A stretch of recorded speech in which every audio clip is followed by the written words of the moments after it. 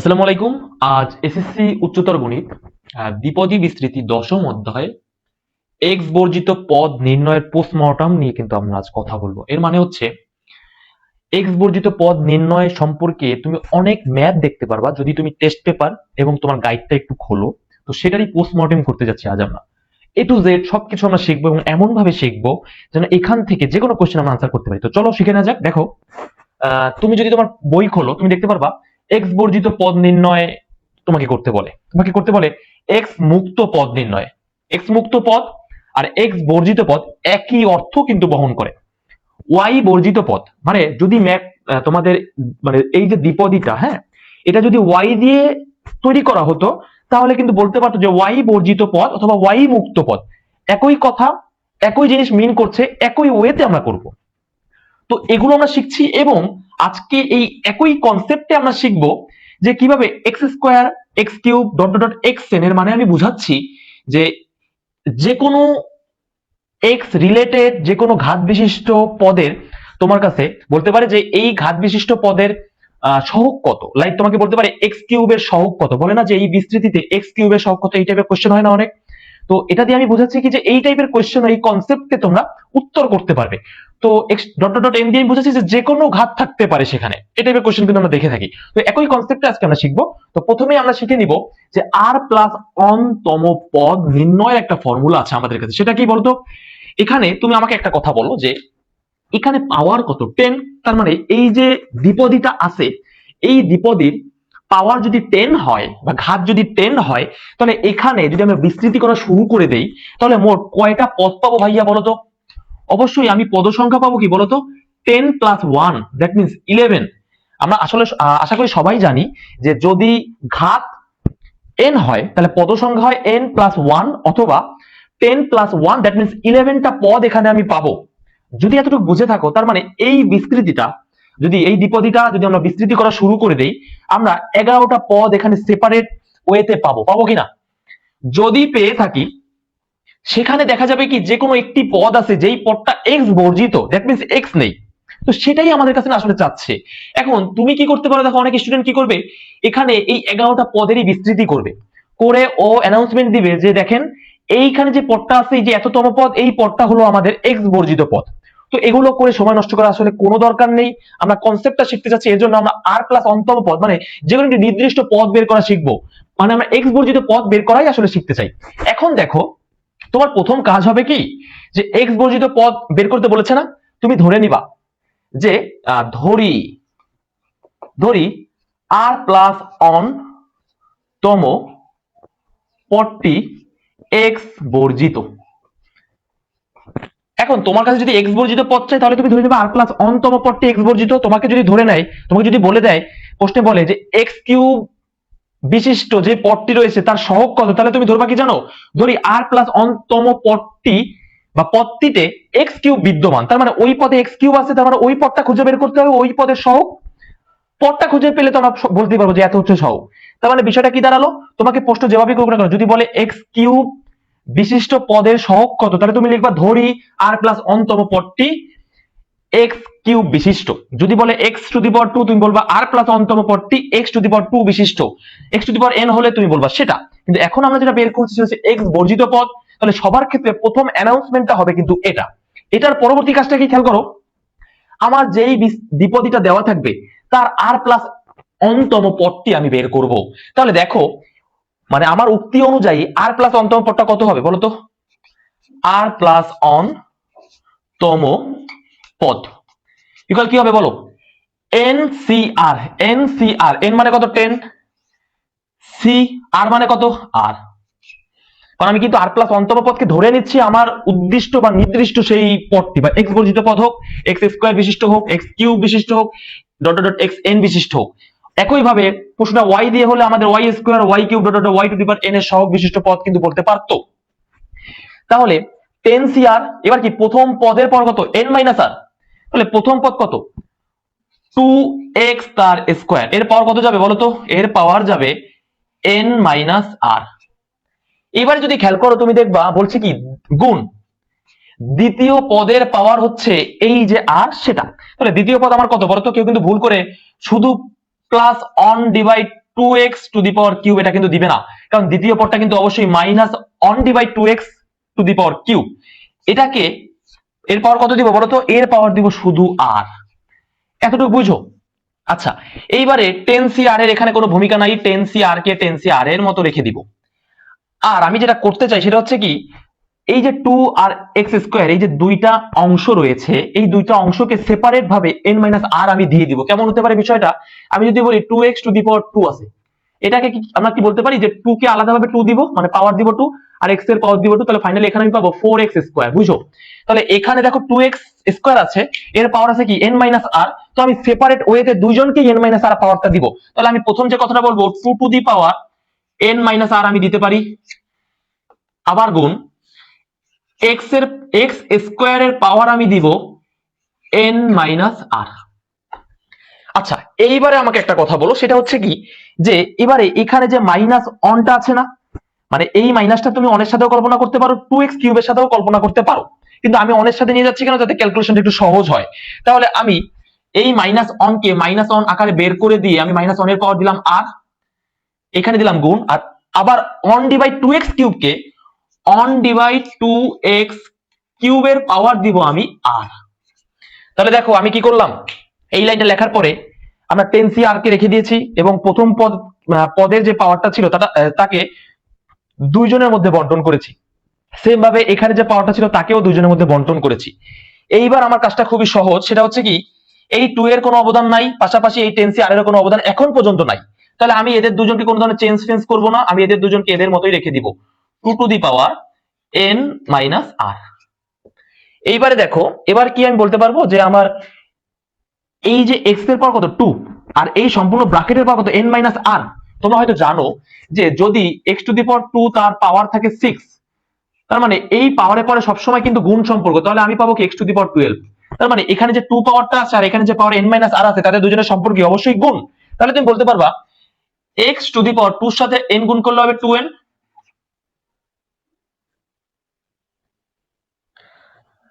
আচ্ছা, এখানে কিন্তু n এর ভ্যালু আছে আমাদের কাছে, n এর ভ্যালু কত বলতো? n এর ভ্যালু কিন্তু 10, এখানে কিন্তু n এর ভ্যালু 10। তার কারণটা কি, আমাদের n কিন্তু এখানে নির্দিষ্ট ছিল না, কিন্তু এখানে কিন্তু n নির্দিষ্ট, কারণ n হচ্ছে আমার 10, NCR এর n কিন্তু 10। তাহলে ফাইনালি আমি বলতে পারি আমার n হচ্ছে কিন্তু 10, সেটা আমি দেইনি, আমি দিয়ে নিলাম। এবারে খেয়াল করো, তাহলে 2n মানে কত আমি বলতে পারবো 20, মানে 2 সাথে 10 মাল্টিপ্লাই করলে 20 মাইনাস 2r। এইবারে এই rটা আবার অনকে দিব, এই rটা আবার 2x³ কে দিব, সেম এখানে যেভাবে দিয়েছি ঠিক সেইভাবে। তাহলে আমি অনকে r দিলে তো অনই হবে সারা দুনিয়ায়, সারা দুনিয়া অনের পর তুমি যাই দাও না কেন সেটা অনই তো হবে, তাই না? অনের পর 1 দাও, 1 লাখ দাও, আর 1000 দাও, যাই দাও না কেন সেটা অনই হয়, তাহলে অনের পর r দিলেও সেটা অনই হবে। তাহলে আমি কি বলতে পারবো যে তোমার অন থাকলো অনের মতো, আমি বলতে পারবো on/2 এর পাওয়ার দিলাম r, এবং x⁵3 এর পাওয়ার যখন r দিব তাহলে কি হবে, x⁵3r হবে।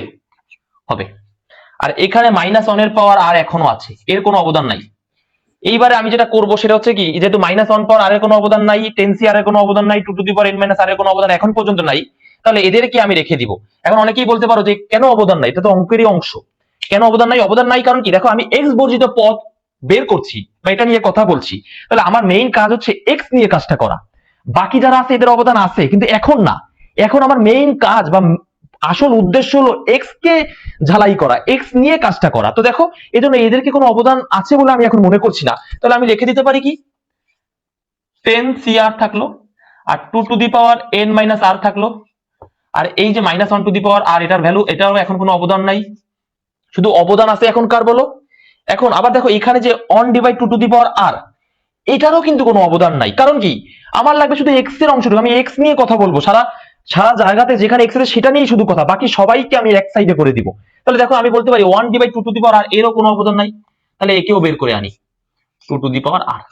তাহলে এখন দেখো পড়ে রইলো কি x⁻20 - 2r, আর এই পাশে পড়ে রইলো on/x⁻3r। তাহলে অবশ্যই এই যে তোমার, আমি যদি বলি যে হাফের সাথে তোমার 3 গুণ আছে, মানে একটা ভগ্নাংশের যদি তোমার 3 মাল্টিপল থাকে, তাহলে অবশ্যই 3টা লবের সাথে গুণ হয়, তাহলে কি 3d/2।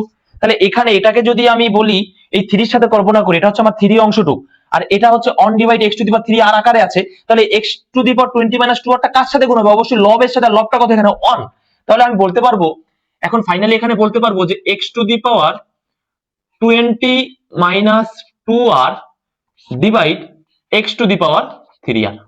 দেখেন এতটুক যদি বুঝে থাকেন আপনারা, তাহলে এই যে অংশটুক সম্পূর্ণ জায়গা থেকে, ম্যাথের সম্পূর্ণ জায়গা থেকে আমি শুধুমাত্র এক্স রিলেটেড জিনিসগুলোকে এক জায়গায় রেখেছি, বাকি যারা আছে এই এই অংশে যারা আছে তাদের সবাইকে আমি এক জায়গা করে দিয়েছি। কারণ কি, এদের কোনো অবদান এখন পর্যন্ত আমার কাছে নেই, কারণ আমার বের করতে হবে এক্স বর্জিত পদ। তাহলে এক্স নিয়ে আমার কথা যাবতীয়। এখন আপনারা যদি এতটুকু বুঝে থাকেন, আমি এতটুকু মুছে দেই, খেয়াল করেন আমি এখান থেকে একটু মুছে দিই, এখান থেকে মুছে দিই। আমি যদি এখানে আরেকটু ক্যালকুলেশন করি, আমি কি বলতে পারবো যে 10cr, আর এখানে দেখেন আপনি কি বলতে পারবেন যে এখানে আছে x to the power 20 minus r, আর নিচে আছে কি x to the power 3r। তাহলে আমি তো বলতে পারি যে এখানে ভিত্তি x, এখানেও ভিত্তি x, এবং এরা দুজন ডিভাইড আকারে আছে, মানে তাদের মধ্যে সম্পর্ক ভাগ যদি হয় তাহলে ভিত্তি হয় একটা, আর পাওয়ারে পাওয়ারে কি হয়, পাওয়ারে পাওয়ারে হয় বিয়োগ। তাহলে আমি সবাইকে লিখি, যাদের কোনো অবদান নাই তাদেরকে সবাইকে একসাথে লিখে ফেলি। তাহলে কি লিখবো, 2 to the power n minus r থাকলো, আর এখানে কি থাকলো, on divide 2 to the power r, ওকে থাকলো, আবার থাকলো minus on two the power r, ওকে থাকলো। এদের কোনো অবদান এখন পর্যন্ত আমার কাছে নাই। শুধু আমার কাজ হচ্ছে এখানে এবং এখানে যত ক্যালকুলেশন করা যায়, যতভাবে সরল করে ছোট করা যাবে সেটা করতে চাই। তাহলে এখানে এক্স এক্স ভিত্তি 1, তাহলে আমি এক্স টু দি পাওয়ার কি লিখতে পারবো বলেন তো, উপরের যে পাওয়ারটা হচ্ছে 20 মাইনাস 2r, যেহেতু ভিত্তি ভিত্তি একই তাদের সম্পর্ক ভাগ, তাহলে পাওয়ার পরে কি হয় বিয়োগ, তাহলে 2r, এটা গেল উপরের power minus 3r, minus 3r। তাহলে দেখেন ফাইনালি কি আপনি বলতে পারবেন, এতটুকু আবার রেখে দেই, খেয়াল করেন 10cr 2 টু দি পাওয়ার। আচ্ছা এখানে একটু খেয়াল করেন, এখানে কি হচ্ছে, এই ভগ্নাংশ মানে কি on divide 2 to the power r, এই ভগ্নাংশের সাথে 2 to the power n minus r কেমন আছে। আচ্ছা n মাইনাস r কে কি বলতে পারি, 10 minus r, 2 to the power 10 minus r না, কারণ কি n এর ভ্যালু তো 10, তাহলে 2 to the power 10 minus r এর সাথে এই 1 ডিভাইড 2 আর কি গুণ আকারে আছে না, তাহলে অবশ্যই 2 to the power 10 minus r টা কি অনের সাথে গুণ হবে, লবের সাথে গুণ হবে। তাহলে কি আপনি বলতে পারবেন যে 2 to the power 10 minus r divide 2r into minus 1 to the power শুধু r, আর এখানে ফাইনালি কত হয়, এখানে হয় 20 মাইনাস 5r। দেখেন এতটুকু কাজ যদি আমরা করতে পারি তাহলে ম্যাথের অর্ধেক হয়ে গেছে। কারণ কি, সব জায়গা ক্যালকুলেশন করে এখন আমি এক্সটাকে একটা একটা পদ বানিয়ে ফেলেছি, মানে এক্স এখন একটা অংশ হয়ে গেছে। দেখেন এখানে এখানে এক্স বিক্ষিপ্ত আকারে ছিল, এখানে এক্স ছিল, এক্স স্কোয়ার ছিল, পাওয়ার ছিল, এই ছিল সেই ছিল, অনেক ঝামেলা ছিল। কিন্তু এখন আমি এমন ভাবে ক্যালকুলেশনটা এখানে মেজার করেছি যে এখন এক্সটা একটা পদ হয়ে গেছে। আর এতটুক যদি আমরা করতে পারি, এখন আমাকে একটা কথা বলেন, যদি আপনাকে বলে যে এক্স বর্জিত পদ নির্ণয় করো, এক্স বর্জিত পদের মানেটা আসলে কি, তাই না? আমাকে আমাকে যদি প্রশ্ন করা এক্স বর্জিত পদের মানে আসলে কি, দেখেন আমি তো বলতে পারি যে 3x স্কোয়ার, আমি বলতে পারি 3x কিউব, আমি বলতে পারি 5x স্কোয়ার, আমি বলতে পারি 5x, আমি বলতে পারি শুধু 3। খেয়াল করেন যদি আমি এই পদটা নিয়ে কথা বলি, এই পদটা কি এক্স স্কোয়ার যুক্ত, মানে 3x স্কোয়ার যে পদটা, এটা হচ্ছে এক্স স্কোয়ার যুক্ত পদ। আর এই যে 3x কিউব, এটা কিন্তু x কিউব যুক্ত পদ। আবার এই যে মাইনাস 5x স্কোয়ার, এটা কিন্তু x স্কোয়ার যুক্ত পদ। আর এটা কিন্তু x যুক্ত পদ, আর এখানে কোনো x না থাকার কারণে এটাকে বলি x মুক্ত পদ বা x বর্জিত পদ। তাহলে x বর্জিত পদ যদি আমি খুঁজে পাই, এখানে যদি আমি আপনাকে জিজ্ঞাসা করি x এর পরিচয় কি, এই যে অবস্থাটা, এই অবস্থায় যদি আমি আপনাকে জিজ্ঞাসা করি যেখানে x এর পরিচয় কি, আপনি বলবেন এখানে তো x নেই, তাহলে x এর পরিচয়টা আসলে কিভাবে আসে, কিভাবে আসে দেখেন, আপনি যদি 3 এর সাথে 1 গুণ আকারে লিখতে পারেন, পারেন। আবার যদি আপনি বলেন 3 এর সাথে এই 1 কে আপনি লিখতে পারেন x টু দি পাওয়ার 0, পারেন কিনা বলেন তো? তার মানে যাহাই 3 তাহাই 3 গুণ 1, আবার যাহাই 3 গুণ 1 তাহাই হচ্ছে 3 গুণ x টু দি পাওয়ার 0। তার মানে এটা যদি x মুক্ত পদ হয় বা x বর্জিত পদ হয়, সেখানে x এর পরিচয় হচ্ছে x এর পাওয়ার 0 বা x এর পাওয়ার 0। তাহলে আমরা তো বলছি যে এটা হচ্ছে x বর্জিত পদ, এখানে আমরা অ্যানাউন্সমেন্ট দিয়েছি না যে r প্লাস অন্তম পদটি কি x বর্জিত পদ। তাহলে এই পদটা যদি x বর্জিত পদ হয়, এখানে x এর পরিচয় কি, এখানে x এর পরিচয় অবশ্যই 0, কারণ x বর্জিত পদ। কথাটা বুঝছেন? একটু ইন্টারলিঙ্ক করেন। তাহলে এখানে x বর্জিত পদ, এটা যদি x বর্জিত পদ হয় তাহলে x এর পাওয়ার কত হবে, 0। তাহলে দেখেন x এর পাওয়ার যদি 0 হয়, এখন আমরা একটা জিনিস তার মানে বলতে পারবো, x এর পাওয়ার 0 মানে একটা জিনিস আমরা বলতে পারবো প্রশ্ন মতে আমরা কি বলতে পারবো, 20 মাইনাস 5r ইকুয়াল 0। কারণ কি, x এর যে পাওয়ার এটা হইতে হবে 0, তাহলে সেটা x বর্জিত পদ হবে। তাহলে 20 মাইনাস 5r ইকুয়াল কত, 0। তাহলে এবার এখানে যদি ক্যালকুলেশন করেন তাহলে কি হবে, 20 ইকুয়াল 5r, আর r equal 20 divide 5, that means r equal আসবে 4। দেখেন এখন আপনি বুঝে গেলেন r এর ভ্যালু কত 4। তার মানে এখন এই যে প্রথমে যে অ্যানাউন্সমেন্ট আপনি দিয়েছেন r প্লাস অনতম পদটি x বর্জিত না, এখন r এর ভ্যালু যখন আপনার কাছে নির্দিষ্ট আপনি বলতে পারবেন 4 প্লাস অনতম পদটি x বর্জিত অথবা 5তম পদটি x বর্জিত। কারণ r প্লাস 1 মানে কত বলেন তো? 4 প্লাস 1 আর 4 প্লাস 1 মানেই তো 5। আর 5তম পদটিকে অথবা 5তম পদটিকে আমরা r প্লাস 1 আকারে লিখি অথবা এক যোগ আকারে লিখলে আমরা এই ফর্মুলাটা অ্যাপ্লাই করতে পারি। এর জন্য আমরা বলি 4 প্লাস অনতম পদটি হচ্ছে x বর্জিত পদ।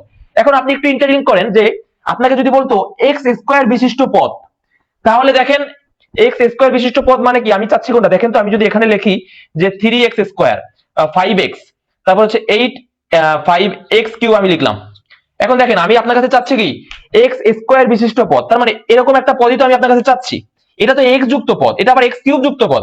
কারণ আমি আপনার কাছে যদি x স্কয়ার যুক্ত পদটি চাই সেখানে x এর পরিচয় কি 2।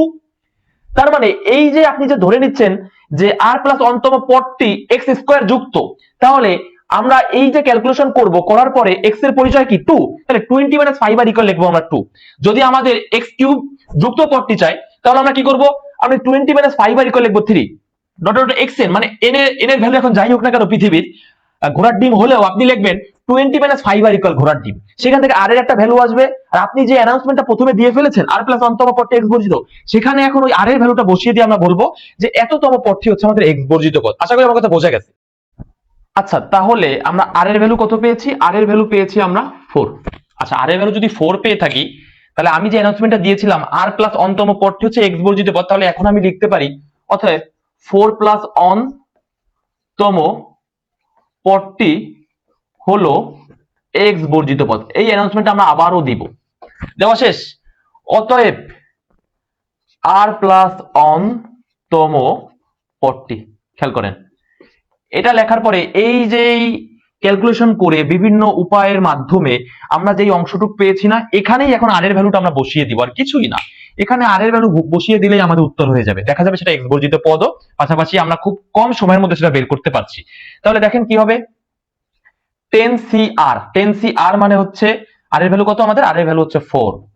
এবারে 2 to the power 10 minus r, তার মানে কি 10 মাইনাস r, r মানে কত? r মানে 4 divide 2 to the power r, r মানে আবার শুধু 4। এবারে মাইনাস অন টু দি পাওয়ার কত? 4। এবারে x এর পাওয়ার কত? x এর পাওয়ার 20 মাইনাস 5 মাল্টিপল 4। আচ্ছা তাহলে এইবার আমরা 10cr কে এখানে রেখে দেই মানে 4, আর 2 টু দি পাওয়ার 10 মাইনাস 4 মানে কত? 2 to the power 6। Okay fine. আর 2 টু দি পাওয়ার 4 এখানে থাকলো। এবারে মাইনাস অন এর পাওয়ার কত বলেন তো? মাইনাস অন এর পাওয়ার হচ্ছে 4। এখন আমরা জানি কি যদি মাইনাস 2 এর পাওয়ার আমি 4 দেই তাহলে যদি পাওয়ার কখনো জোড় হয় তাহলে মাইনাসটা উঠে যায়, আর 2 এর পাওয়ার নরমালি 4 দিলে কত হয় সেটা আমরা আসলে রাখি। আর যদি পাওয়ার বিজোড় হয় তাহলে সেই বিজোড় 2 এর পাওয়ার বিজোড় দিলে আসলে কত হয় সেটাকে রাখি, আর বিজোড়ের কারণে মাইনাসটা থেকে যায় তাই মাইনাসটাকে রেখে দিই। এখন এই মাইনাস অন এর পর জোড় নাকি বিজোড় এটা আমাদের জানা বেশি ইম্পর্টেন্ট, কারণ মাইনাস অন এর পর যদি জোড় হয় তাহলে কি মাইনাসটা উঠে যাবে, আর যদি বিজোড় হয় তাহলে মাইনাসটা থেকে যাবে। আর অন এর পর যাই দেন না কেন দুনিয়া অনই তো থাকবে, তাই না? তাহলে আমি বলতে পারি এখানে মাইনাসটা উঠে গেলে আমি শুধু অন পাই, তাহলে অনটাকে তো এখানে দেওয়ার দরকার নেই। আর x to the power 20 minus 5 multiply 4 এখান থেকে আসবে x টু দি পাওয়ার 0। তাহলে 10cr এটাকে আমি রেখে দেই, আর 2 to the power 6 divide 2 to the power 4 এখানে যদি আপনি ক্যালকুলেশন করেন কি হবে 2 to the power 6 R 2 to the power 4 ভিত্তি ভিত্তি একই, সম্পর্ক কি ভাগ, তাহলে পাওয়ারে পরে কি হবে বিয়োগ, আর পাওয়ারে পরে বিয়োগ হলে আমি বলতে পারবো 2 to the power 6 minus 4 that means 2 to the power 2, আর x টু দি পাওয়ার 0 মানে কত 1। Okay fine. এবার 10c4 যদি আপনি করেন আসবে 210 মাল্টিপল 2 টু দি পাওয়ার 4 করলে আসবে 4 0 4 8। তার মানে এই যে 840 আমি পেয়েছি এটাকেই বলছি আমি x বর্জিত পদ, বা যে পদে x নেই বা x মুক্ত পদ।